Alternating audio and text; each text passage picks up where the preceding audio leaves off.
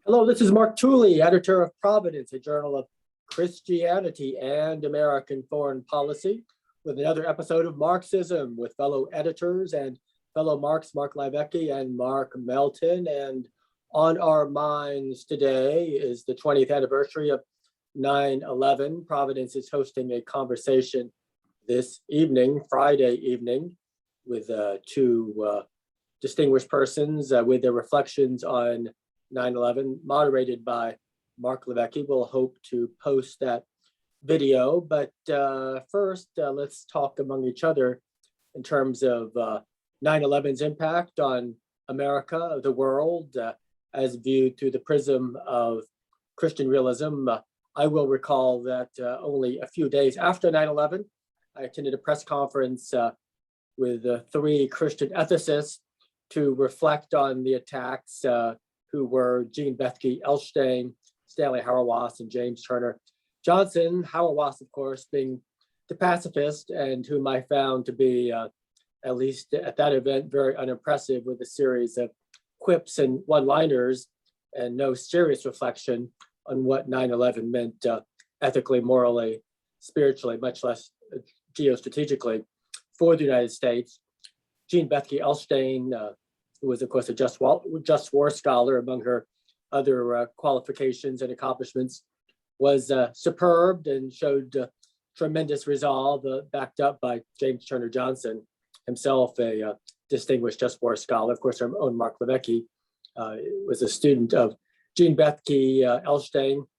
If I had one reflection to contribute to today's conversation, it was that most of us, nearly all of us at the time, assumed that the world had been completely transformed, and that for the rest of our lives, we would be contending with the paramount threat of militant Islam, a multi-generational paramount threat. And of course, that threat continues, but perhaps not to the extent that as we envision in the emotions and passions of those initial weeks and months after the attacks of 9/11, which is itself instructive. If you're old enough, as I am, to recall the Cold War, we had assumed that would be permanent, and that it ended so abruptly was shocking to many of us. So a reminder that in the providence of God, evils have their day. They conclude or recede, only to be replaced by other evils. As the scriptures say, one demon is expelled, only to be replaced by sometimes many others. But Mark Livecki is composing a piece for us today on 9/11. So Mark, share a few thoughts from your impending article. Yeah, thanks for your own, Mark. I think those are well said and spot on.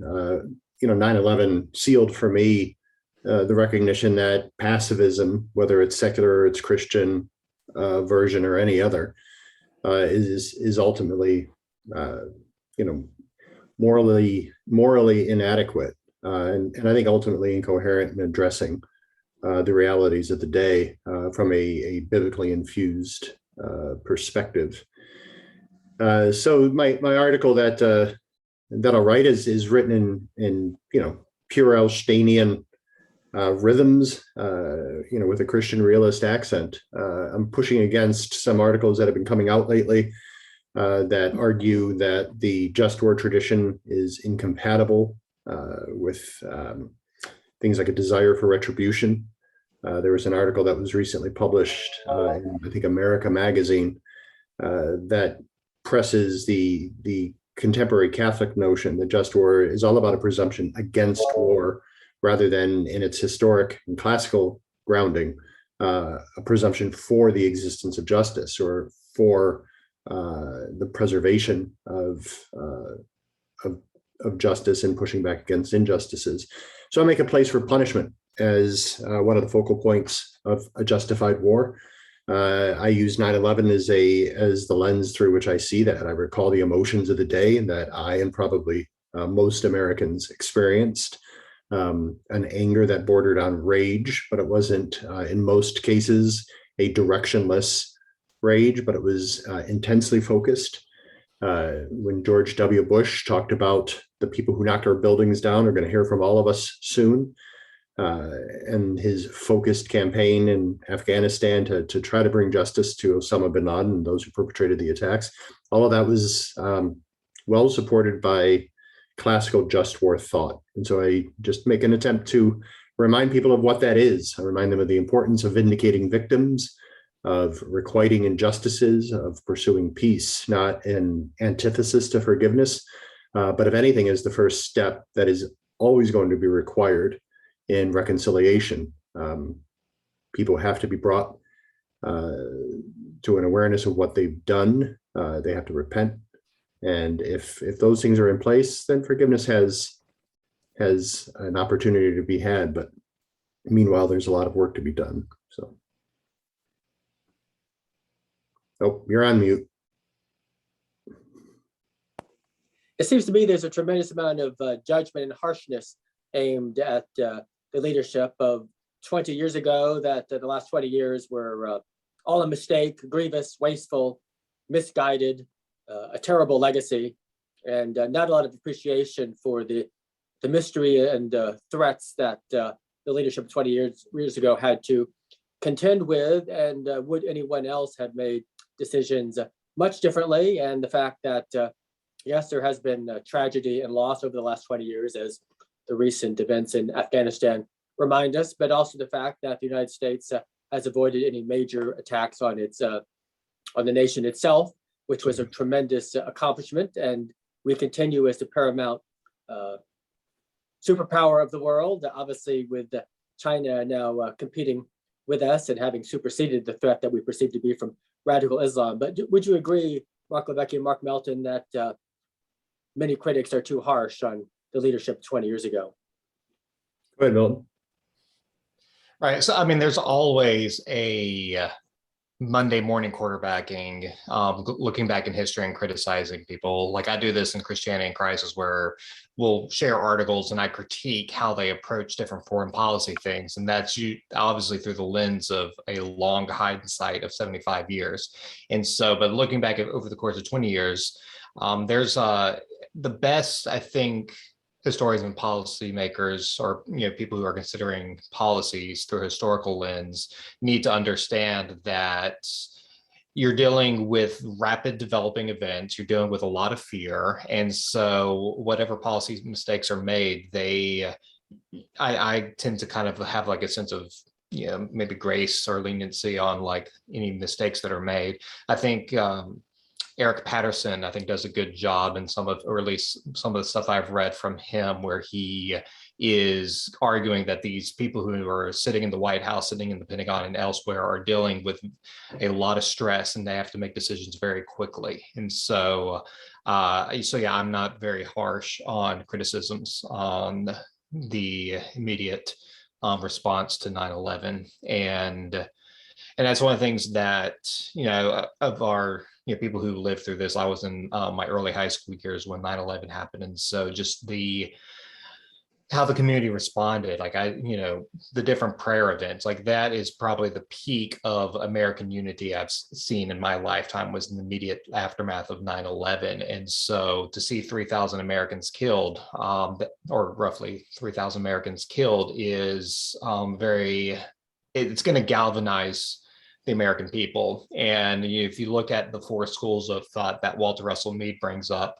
the Jacksonians are going to be, which where I was from, I think most everyone was Jacksonian in their foreign policy. There was basically no Wilsonians where I came from. And so like those Jacksonians rose up and were like, we're ready to go to war. And I think like going forward, like if we were to have another terrorist attack like that, I think that would rise up again. And I think if you ask American people, like, which would you prioritize, preventing the invasion of Taiwan or preventing another terrorist attack? I think most voters would say prevent another terrorist attack would be their number one. To prevent 3,000 American dead on American streets would be the priority for them. And even though like there can be other issues and other challenges. And so to criticize the Bush administration for its immediate response, if they didn't respond like that, they wouldn't have won re-election in 2004. Perhaps Stanley Howell Ross deserves some credit for having shared at least one accurate sentiment or perception at the time, which was that 9/11 didn't change the world, Golgotha changed the world.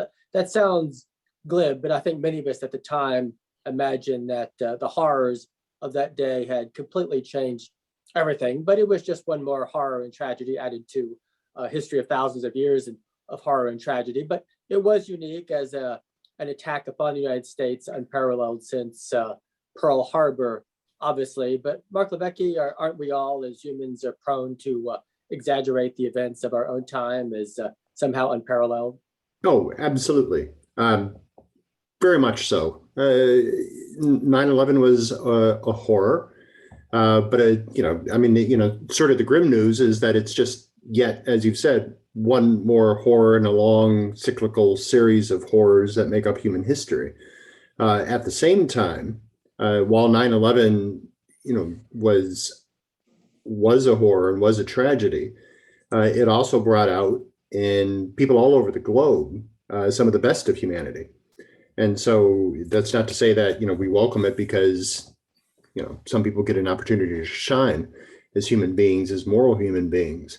But it is to ask for a certain kind of perspective. I experienced 9/11 somewhat retrospectively. I was in Turkey, so, ahead of us in time zone, and traveling in a remote part of Turkey when I was with an embassy official, and we got word that there had been an attack of some kind. He had to take certain security measures.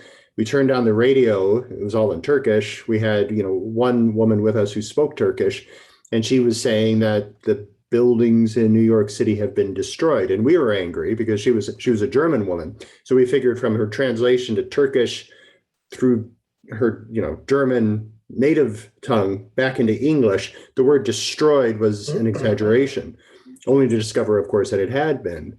I say all this to say the place we were traveling to in Turkey was Diyarbakir, which is the seat of a lot of the Kurdish separatism. And they have lost upwards of in multiple tens of thousands of people to terrorism over the decades.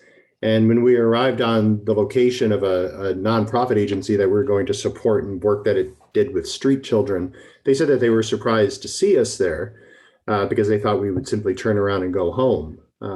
But that started a long conversation with their own experiences with terror. And almost every person that was there had experienced it or lost a loved one to terrorism. So they knew something about what it was to go through what we were going through, which put into perspective that however horrific the events of 9/11 were, America has been remarkably preserved from a lot of the horrors that much of the rest of the world face. And just to put a fine point against the Stanley Hauer losses of the world, however horrific 9/11 was, it was those kinds of horrors that have been, limited to the degree that they have been limited, by men and women who take up arms against evildoers. So, again, for the pacifist who desires peace, in human history, it's an impossibility. The pacifist tends to only insist that violence in practice be practiced against the innocent, because those who would defend the innocent aren't permitted to use violence. So they never allow a real choice between violence or nonviolence, just that violence will only ever be used to victimize and never be used to rescue victims. And I think that's morally reprehensible. But Will, I recall on 9/11 being on the metro, unaware of what was happening, and our car was stopped before the Pentagon metro station without explanation. The passenger said there had been a bomb at the Pentagon, and eventually we passed through, and crossing over the bridge, 14th Street Bridge, we looked back and saw the smoke rising up from the Pentagon. Quite eerie. Everyone was silent on what could you say. And later a passenger got on the train and said, both towers had collapsed, which like you, Mark Levesque, I said, well, that's impossible. That's an exaggeration.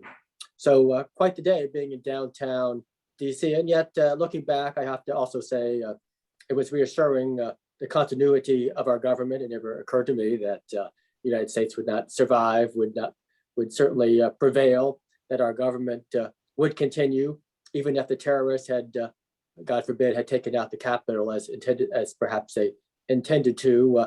The U.S. government and the Constitution would have continued because of the the habits and traditions of our people, which sometimes we underestimate and forget, don't we? Mark Melton and Mark Levesque. Yes. We absolutely do. One of the story moments for me is I was sitting in a Turkish hotel room, rifling through the web pages trying to figure out what happened. Was at some point Andrew Card, then White House Chief of Staff, I believe, was asked, what did you guys do when you realized that America was under attack? And as I recall, he simply sort of shrugged and said, we got on with doing our jobs, which seems about the best we can ever do. Well, in conclusion, what would Reinhold Niebuhr have said if he were alive in 9/11? I suspect he would have sounded somewhat similar to Jean Pethke Elstein, the National Press Club, several days later, in that he would have supported a vigorous military response, but he would have also cautioned against hubris and overconfidence and distorting or exaggerating the threats against us that would justify an overreaction. Don't you think, Mark Levesque? Yeah, I think that's right. And I also think he would be willing to ask the then unpopular question. And unpopular, I think, in part because it came too fast on the heels of the attacks. But Niebuhr would also want to speculate as to why it is that particular groups of people in the world hate us as a culture and as a people. And he would invalidate a lot of the reasons that they hate us as their problem, not ours. But he would also want to know what are the things that we do intentionally or unintentionally to make American power and Western power unnecessarily burdensome to those who are beneath it. And it's a question that I think is perpetually worth asking, but you got to get the timing right.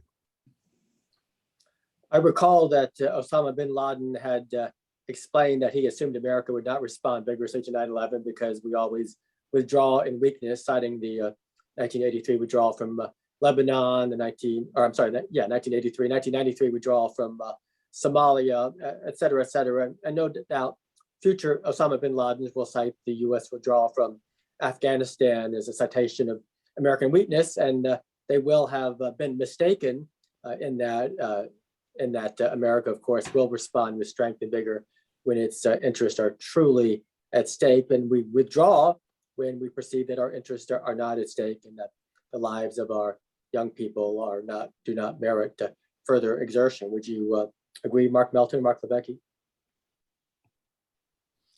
Right. So, like I mentioned earlier, the Jacksonian response, it's very strong in the American public, where if there's going to be 3,000 dead in America, then we're going to exert a lot of force to prevent that from happening again. And I think that's the responsibility for government to do that. Like they were, reading about some of the different plots that were being planned that were thwarted, could have been horrifying. And it is, I think we have a much better government to prevent those types of things. But if it was to happen again, I think there would be another strong response. I think there's something in Osama bin Laden's miscalculation that's worth investigating, because if America, and we seem to do this regularly, if we miscommunicate our willingness to strike back with resolve and to punish people who harm us, whether our interests or our values or both, we're doing something of a disservice to our enemies. And so it would be nice for America to be able to find a way to make clear, to articulate, without confusion, what it is that will stir us up and get our dander raised, so that people have a chance of avoiding, sort of the American fist, because, we're often, like, there's an old joke that's told about, a Mennonite or, some other kind of pacifist who hears a noise in his downstairs at night, and he goes downstairs with his hunting rifle, and he chambers a round, and he says, "Excuse me, brother, but thou standest where I'm about to shoot." We allow others to miscalculate our resolve at their peril. But I think there's more we could be doing to make very plain what those red lines are, that when crossed, we will fight back. That seems morally incumbent upon us. And that's best done through a position of strength, not positions of weakness, which I think 9/11 ought also to have taught us. I'm not sure it has. America's enemies should be properly warned of the consequences that will befall them. On that note, Mark Lebecki, Mark Melton, thank you for this reflection on 20 years since 9/11 and for this latest episode of Marksism. Until next week, bye-bye.